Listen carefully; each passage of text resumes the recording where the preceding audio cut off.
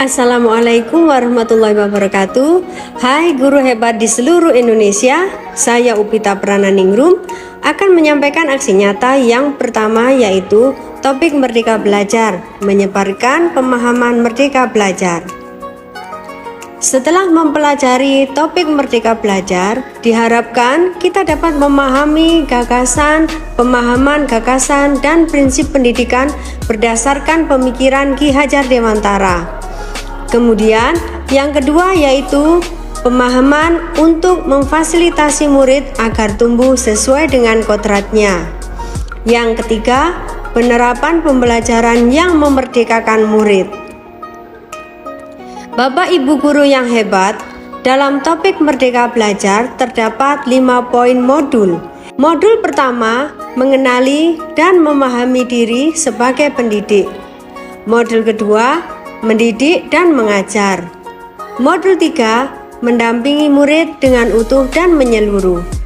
Modul 4, mendidik dan melatih kecerdasan budi pekerti. Modul 5, pendidikan yang mengantarkan keselamatan dan kebahagiaan. Bapak Ibu guru, dalam modul pertama tentang mengenal dan memahami diri sebagai pendidik, yaitu yang pertama, kita harus memahami dan menghayati diri sebagai manusia yang merdeka untuk terus belajar. Sebelum memerdekakan murid, tentunya kita harus memerdekakan diri sendiri terlebih dahulu dengan cara merefleksi apa yang telah kita lakukan. Kemudian, menyelaraskan peran guru yang relevan dengan konteks murid dan zaman.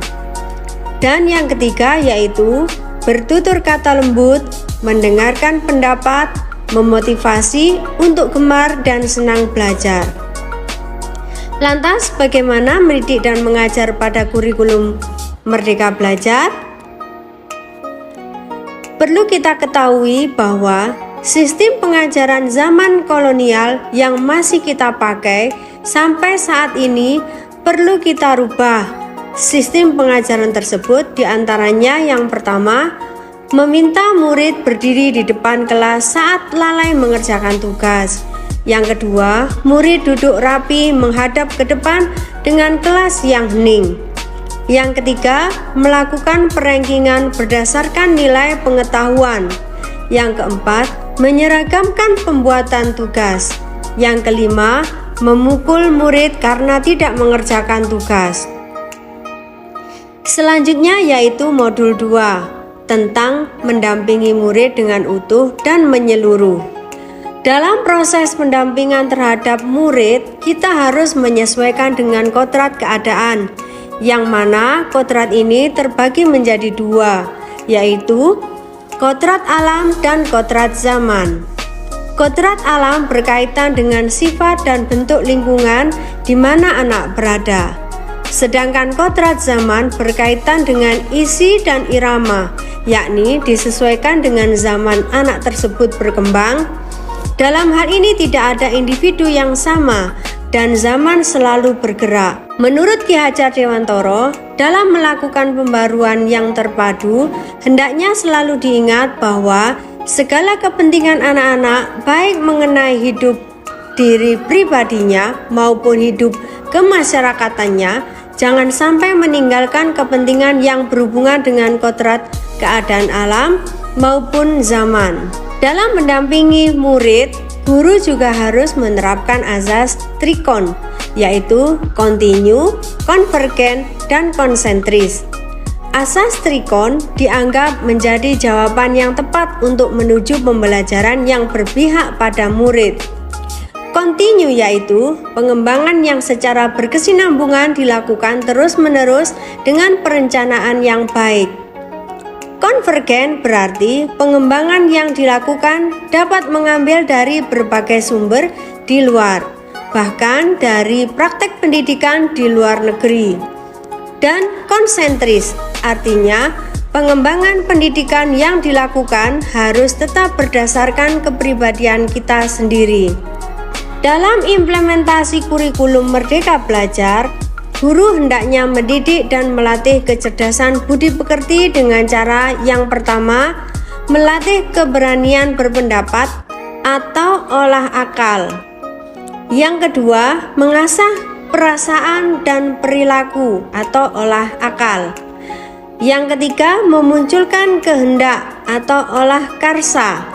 Yang keempat, pendidikan dapat mempengaruhi bagian intelligible dan bagian biologis muridnya. Selanjutnya yaitu modul pendidikan yang mengantarkan keselamatan dan kebahagiaan. Yang pertama, pendidikan sebagai tuntunan. Sudah bukan zamannya lagi guru mendikte murid, melainkan guru menjadi fasilitator atas kodrat alam dan zaman murid tersebut. Selanjutnya yaitu setiap murid memiliki kodrat kekuatan atau potensi-potensi yang berbeda, yaitu disesuaikan dengan kodrat alamnya dan kodrat zamannya. Selanjutnya, pendidikan tidak dapat berkehendak atas kodrat kekuatan dan potensi murid. Kemudian menerapkan sistem Among dan semboyan Ki Hajar Dewantara, yakni ing ngarsa sung tulodo, ing madya mangun karso, tutwuri handayani. Selanjutnya menerapkan pembelajaran proyek serta digitalisasi pembelajaran. Terdapat trisentra pendidikan, yakni pertama adalah keluarga, karena keluarga merupakan pendidikan pertama untuk anak. Keluarga tempat seorang anak tumbuh sangatlah berpengaruh terhadap pendidikan seorang anak.